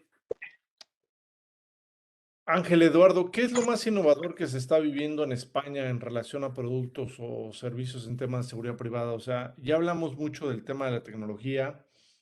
Entenderíamos que la tecnología no va a reemplazar al factor humano, sino van a ser coadyuvantes. Pero ¿cómo están viviendo ustedes pues esas evoluciones? Bueno, como un factor que ya ha pasado de la teoría a la práctica, me atrevo a decir, y eso es algo que hemos identificado no solo en España, sino en el conjunto de Europa. Por decir el titular, la pandemia ha acelerado procesos de transformación tecnológica que llevaban muchísimos años. Es impensable que las empresas de nuestra asociación, precisamente en esos servicios que, como Ángel comentaba, del IBEX 35, que sería como el Nasdaq, las empresas de mayor dimensión en el mercado, compitan sobre la base de servicios de seguridad. Es que ya no se llaman servicios, se llaman soluciones de seguridad. Y una solución comporta un elemento, un componente humano, pero comporta una aportación de valor, es el vuelco hacia esa seguridad predictiva, no fundada exclusivamente en la capacidad reactiva. No quiero entrar porque al final el portfolio, la cartera de servicios de nuestra gente es muy distinta y tampoco son muy cabrones, perdón por la expresión, y tampoco nos lo enseñan mucho Ángel y a mí, como es legítimo, porque al final nosotros tenemos esa peculiaridad que integramos a los mayores competidores del mercado y obviamente pues eso es una aportación de valor que cada uno tiene que diferenciarse. Nuestras empresas solo pueden diferenciarse sobre esa base y esa es la dificultad del sector público precisamente, que le es mucho más complicado adaptar unos pliegos de contratación a esos elementos innovadores. Yo, si os resultara de interés, tenemos recopilado incluso en pliegos de condiciones hasta públicos cuáles son esos aspectos que se están valorando, software de reconocimiento, incluso temas ciber, de integración en la oferta de valor para identificación de riesgos, no solo obviamente físicos, sino contra la seguridad de la información. Drones en algunos servicios, que está pasándose de lo teórico a lo práctico y obviamente pues no hay que ocultarlo, pues también una sustitución de vigilancia presencial por vigilancia en remoto, que todas las tecnologías IP pues también facultan o favorecen de forma mucho más desarrollada. ¿El, el sector de seguridad privada en España está en crecimiento todavía o está en una etapa de madurez? ¿O qué porcentaje de crecimiento tiene por año? Bueno, los 2 últimos años han sido muy especiales. nosotros acabamos con una percepción de que en términos relativos nuestro sector había salido muy bien parado en la época de la pandemia, pero lo cierto es que los niveles de facturación se estabilizaron, incluso se redujeron un pelín en cuanto al número de horas de servicio, pero es obvio. Pensad que en España la economía ha sufrido una recesión del 11% en el año 2020 y la recuperación, que ha sido significativa en el año 2021, pues todavía está muy lejos de alcanzar esos niveles. ¿Por qué? Por la estructura económica de España, con un sector turístico con una incidencia en el PIB muy importante y donde obviamente todos los servicios que se prestaban en aeropuertos declinaron sustancialmente en su volumen, todos los servicios que se prestaban en eventos, conciertos, eventos deportivos, donde había grandes aglomeraciones, se dejaron de prestar y obviamente todo lo prestado al sector turístico. Y eso no compensó los nuevos servicios ligados al COVID o a la pandemia que se ganaron por medidas de garantía de medidas de distanciamiento social, centros comerciales, pero bueno, el efecto neto fue negativo. Por eso, disculpadme la extensión, Enrique, son 2 años complicados. Previamente, año 2018-2019, bueno, el sector estaba experimentando un crecimiento diverso en función de los segmentos. Nosotros distinguimos mucho lo que es un sector muy maduro, como es el transporte de fondos, donde ya está prácticamente estabilizado y que de hecho ha sufrido una recesión terrorífica en estos años de pandemia como consecuencia de la afectación al efectivo y su vinculación al COVID. Un sector de la vigilancia que crecía en torno al 3-4%, y un sector de sistemas electrónicos, parte más, que, bueno, pues que eso podría estar un poquito más elevado, pero con variaciones significativas en función de los años. No sé, Ángel, si quieres hacer alguna acotación. Por complementar un poco las dos últimas preguntas, mira, referida a clientes, Eduardo y yo, obviamente, no podemos entrar en recomendaciones directas, pero sí que con grandes clientes o cuando vamos a algún foro, lo que sí pedimos es que al cliente que no pida 114 vigilantes en estos turnos y que le pida a las empresas una solución de seguridad y que la empresa, ya sabrás, si tiene que poner vigilantes físicos, 4 cámaras, en remoto de otro sitio que no es España, y que eso lo tiene que conjugar con el presupuesto que él tenga disponible. Lo que es imposible es que el cliente te siga pidiendo exclusivamente una solución que él diseña y además por el precio que le viene bien. Entonces, es mucho mejor darme una solución de seguridad y yo te lo voy a dar por ese presupuesto, pero yo te adapto los servicios, ¿no? Y en cuanto a lo segundo, hombre, es un sector que va a crecer sin duda. Va a crecer porque, en primer lugar, durante la pandemia se ha puesto de manifiesto la figura, es decir, es inviable que abriera un supermercado si no había un vigilante de seguridad, ¿no? Como en su día sucedió que no abres un aeropuerto sin un vigilante de seguridad, ¿no? O que se han bloqueado comunicaciones en España al no haber vigilantes en ese momento, ¿no? ¿Qué ha pasado ahora? Que aparte de consolidar esas funciones, se han incrementado, por ejemplo, el control de temperaturas. Nadie se ha cuestionado si eso lo tenía que hacer un vigilante o no. Tú no has entrado en una oficina sin que un vigilante añadidamente te haya tomado la temperatura. Eso ha facilitado que se hayan dado nuevas funciones, pero es que hay muchas que Eduardo os conoce muy bien, que utilizan los vigilantes en otros países, que en España todavía no se utilizan, ¿no, Eduardo? Como es el acompañamiento de presos que no sean presos comunes, o el tema de regulación de tráfico, o bueno, otras experiencias que no es teoría, que ya se dan en otros países. Sí, controles de alcoholemia, cooperación en lo que son lucha contra infracciones administrativas. Suecia, por ejemplo, ha dado un vuelco en este año último de servicios en la vía pública porque entendieron que esa barrera de lo público a lo privado carecía de sentido. Cierto es, y Ángel no lo hemos hablado esto, que mucho más rápido en una gran ciudad que en otra en función de la conformación ideológica del gobierno que está al frente de la institución municipal. Es decir, no hay que negarlo. Hay un cierto componente ideológico que también determina una mayor proclividad hacia la seguridad privada u otra, ¿no? Pero en Austria los controles, como decía Ángel, de las autopistas, de las autovías se hacen por parte de seguridad privada. En fin, que hay vueltas ciclistas en Bélgica. Y es verdad que al tiempo, que en España hacemos servicios, que en otros países pues les parecen sorprendentes que se desempeñen, como por ejemplo servicios en la red de metropolitano urbano o de redes de transporte, donde en otros países está preservado para la seguridad pública. Y al contrario, por ejemplo, en España son casi inexistentes los servicios en el ámbito marítimo portuario, porque hay una policía portuaria específica, mientras que, por ejemplo, los puertos de Rotterdam o de Amberes es seguridad privada la que los presta. Es decir, la diversidad es terrible. Entonces, claro, nosotros siempre ponemos los ejemplos de donde no estamos para Sí, tratar. claro. Yo ahora que, bueno, pues saben ustedes que yo estoy ahorita en Austria y bueno, pues vemos los servicios de seguridad privada en los centros de esquí también, ¿no? Acomoda y bueno, es un servicio temporal, solamente 4 meses en lo que dura la temporada y posteriormente se disipa, pero es cíclico. No sé si puede hablar David Toscano, si ya lo tenemos y está en posibilidad de plantear su pregunta, David. Y si no, también creo que vi que Marcos Socio tenía una pregunta. ¿No, Marcos? El cumpleañero. Que cumplan, ¿no? Yo le pediría a Ricardo que libere los micrófonos de todos para que sea más fácil, don Enrique Tapia, si usted me lo Perfecto, autoriza, Ricardo. para que Sí, liberen claro, los por favor. micrófonos de todos y ya puedan, en el momento que quieran hablar. Sí. ¿Sí me escuchan? Te escuchamos, mi querido Marcos. Feliz cumpleaños. Gracias, Enrique. Gracias a todos. Felicidades, don Gracias, Marcos Socio. muchas gracias a todos.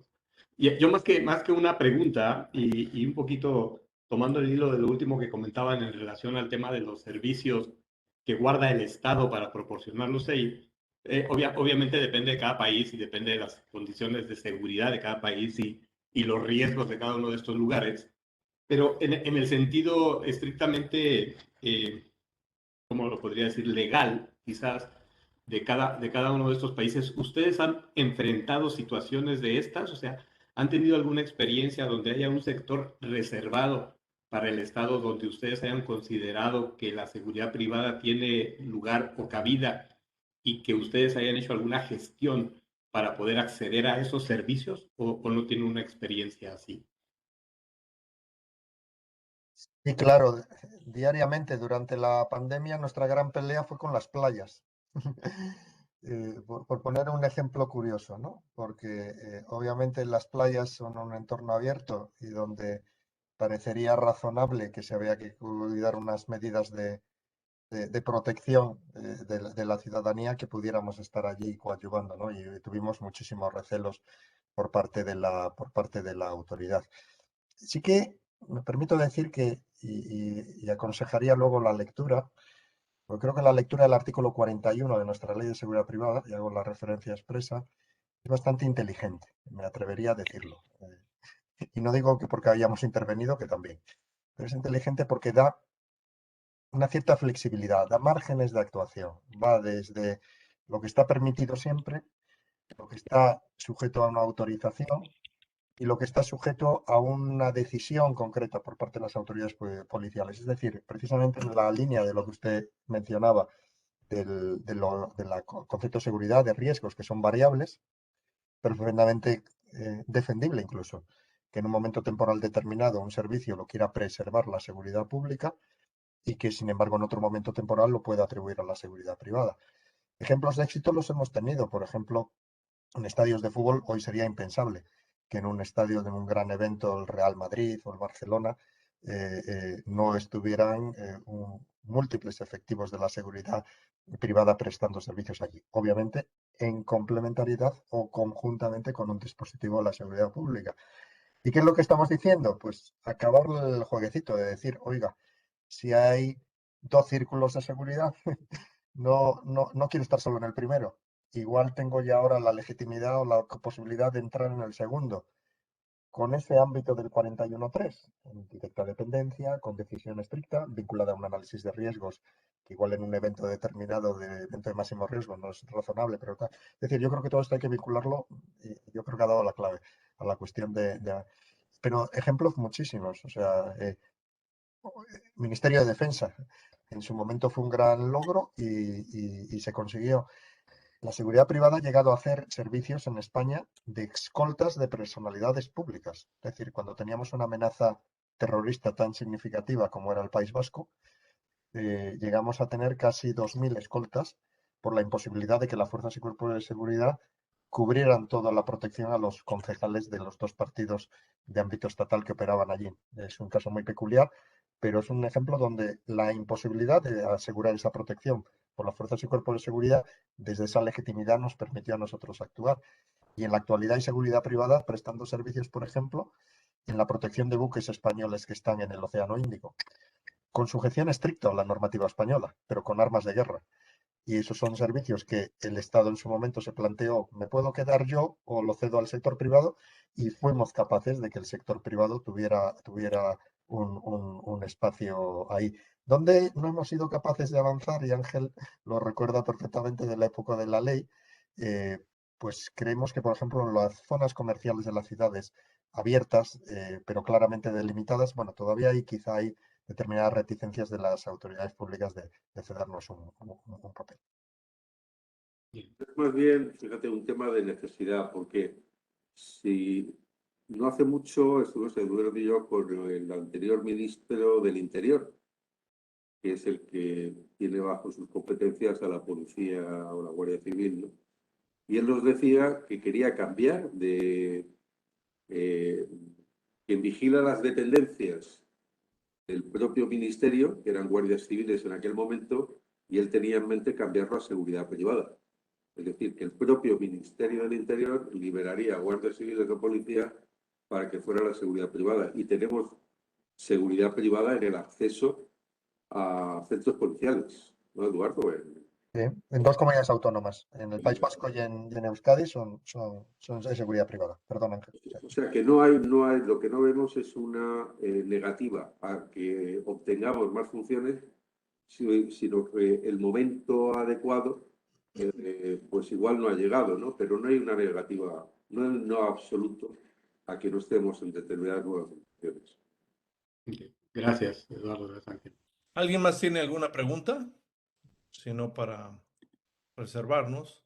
Una última pregunta, Enrique, perdóname que te interrumpa. Y digo, lo dibujaron de alguna manera, pero quisiera ser más concreto en la pregunta. En el tema de precios, ¿hay un precio mínimo que esté estipulado para poder cotizarle a un cliente? O sea, decir, de aquí para abajo nadie puede cotizar porque está estudiado que no puede ser, o sí se puede hacer esa parte. Entendía lo del dumping que no hay, que puede ser bajar tu costo y ir abajo el costo, pero aún así no hay un precio mínimo. No, ni hay precio mínimo, ni hay ninguna recomendación de precios por parte de ninguna asociación en España, porque es un acto delictivo. Pero sí hay un sueldo mínimo hacia el guardia, ¿verdad? Los 3 Mínimo, sí. por hora. Salario mínimo, sí. Estupendo. Gracias. ¿Alguien más? Bueno, pues sin más preámbulo, quiero cederle la palabra nuevamente a nuestro presidente, el capitán Salvador López Contreras, no sin antes, de verdad, de manera personal y a nivel de asociación, darles las gracias por todo este espacio que nos han dedicado a cada uno de nosotros y de verdad ha sido sumamente enriquecedor, fructífero para nuestro sector en México. Capitán. Muchas gracias, Enrique. Muchas gracias, Ángel, Eduardo. Créanme que nos sentimos muy complacidos por todo el espacio que nos brindaron y el gran aprendizaje que nos llevamos de ustedes. Ojalá podamos llevar a cabo todo este tipo de recomendaciones y comentarios para el sector de la seguridad privada en México. Yo nomás quisiera hacer una última pregunta. Tengo entendido que la seguridad pública hoy ya no está haciendo ese tipo de, como que aflojaron un poquito la parte de cuando hay algún movimiento o alguna manifestación, ya no pueden de alguna forma retirar a los manifestantes, por llamarles de alguna forma.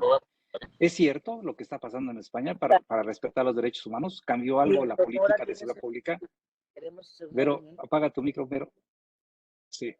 No sé si me expliqué, Eduardo y Ángel. Sí, ha habido una modificación y Ángel complementará muy reciente de la Ley de Seguridad Ciudadana.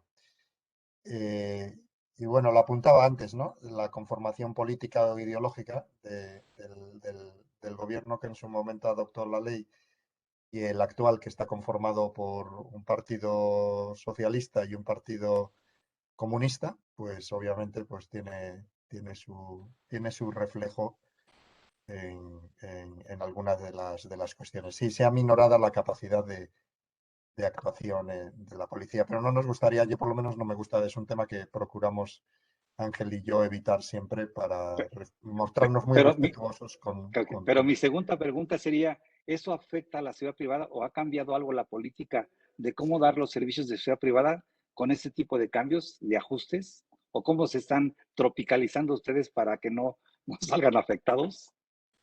Bueno, igual que hablábamos anteriormente, la pregunta es muy adecuada porque antes hablábamos de dónde nos gustaría estar y no estamos. Lo que tenemos muy claro es dónde no queremos estar. Entonces, en las puertas de las discotecas, en los edificios donde se desaloja personas, en las manifestaciones donde lo único que hay son malas noticias. Entonces, Eduardo y yo recomendamos siempre que hay determinadas funciones que no van a dignificar para nada la profesión del vigilante. Entonces, si la ley además nos ayuda a que lo estemos, pues mucho mejor. Perfecto, Ángel. No sé, Vero, si tienes por ahí los reconocimientos, por favor. Nuestros agradecimientos. Adelante, se ponen ahorita en un segundo. Muchas gracias. Muchas gracias. Adelante, Eduardo.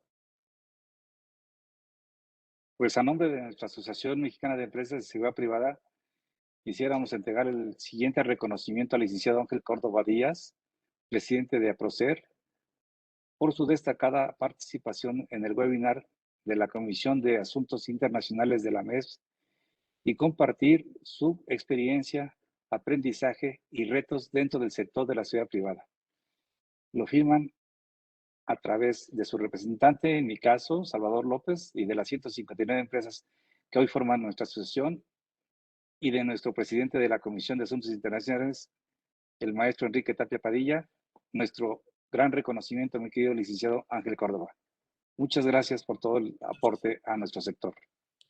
Muchas gracias. Gracias a ustedes y para nosotros ha sido un verdadero honor poder participar y celebrar este 10º aniversario con ustedes y, por supuesto, que quedamos a su total disposición a nivel tanto personal como profesional para cualquier llamada sin programar, para cualquier conferencia, para lo que estime conveniente, tanto Eduardo como yo estaríamos encantados.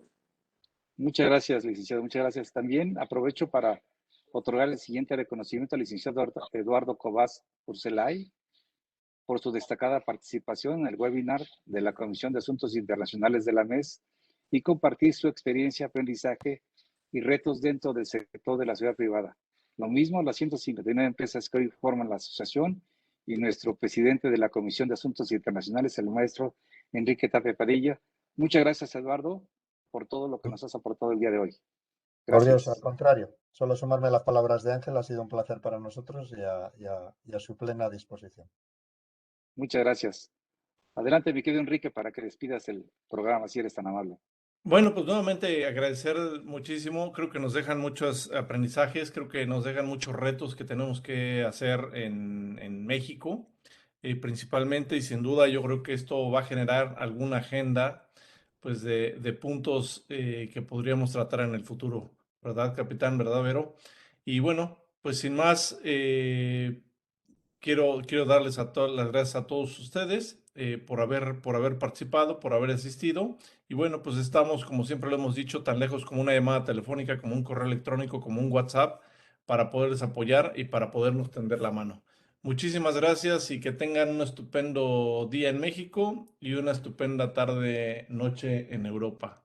Vámonos a merendar. Muchas Bien, gracias. gracias, amigos. Gracias a Muchas todos. gracias. Un Gracias. abrazo. Buenos días, Placer. Muchas buenas tardes. Les Gracias. haremos llegar con el licenciado Tapia la grabación del programa para que ustedes también la tengan en su registro, don Ángel y don Eduardo. Y muchísimas gracias por todo. Gracias a ustedes. Igualmente. Un No, placer. Gracias, Marcos. Gracias, estupendo. Felicidades. Hasta luego. Gracias, Gracias. Carlos. Gracias, Marcos, socio.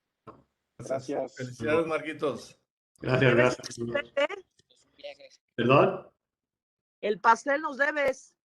Sí, sí, hay que echárnoslo. Saludos, gracias a todos. Gracias, Vero. Gracias. Saludos a todos. Bye. Hasta luego, amigos. Ahorita te mandamos viático, Enrique. Vate, por favor, para ahora invitar a la gente de Alemania a ver qué hacemos. Dale, pues. Bye, bye. Gracias, un buen abrazo, ¿eh? Creo que Bye. salió bien, ¿no? Todo muy Adiós. bien, gracias. Muy bien, gracias, don Enrique. Gracias, Berito, por todo el apoyo, ¿eh? Mil gracias. Para servirte. Gracias.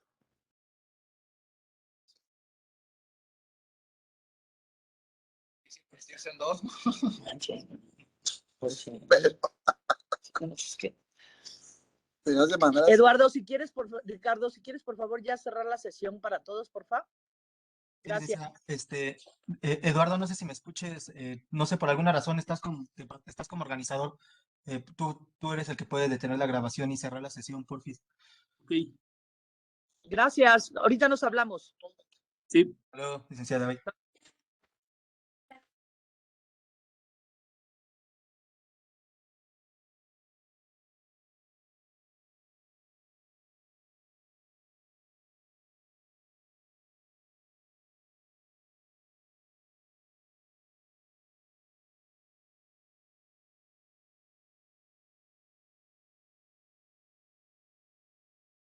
Solo le doy detener grabación y ya. Sí, porque se está grabando en la nube. Ok.